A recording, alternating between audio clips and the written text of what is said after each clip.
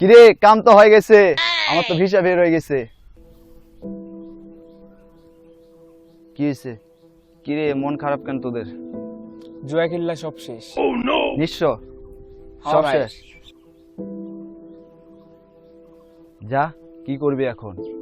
এই জুয়া খেলতে কতবার মানা করছি।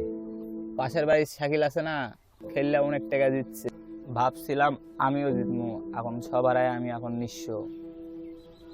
ওই জিতছে, ওই পাইছে, ওই আশায় কি আমাদেরও খেলতে হবে, জিততে হবে? এ আশায়, এই আশায় যদি জীবন চলতো তাহলে আজ সবাই কোটিপতি থাকতো। শাকিল হারাইছে, শাকিল পাইছে, এই আশায় কি তোমাকেও খেলতে হবো? এই জুয়া আর নারী, এই দুইটা জিনিস পুরুষ মানুষকে ধ্বংস করে দেয়।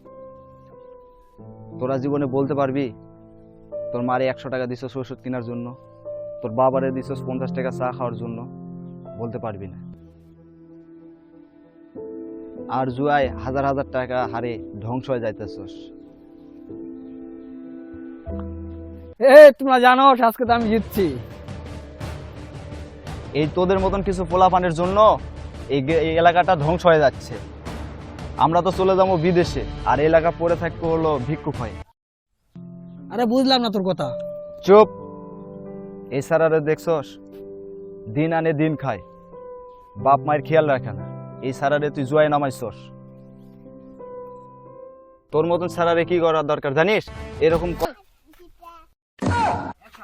শোন, আর জুয়াটা খেলিস না, এমনিতে কিন্তু লোকটা খারাপ আছে।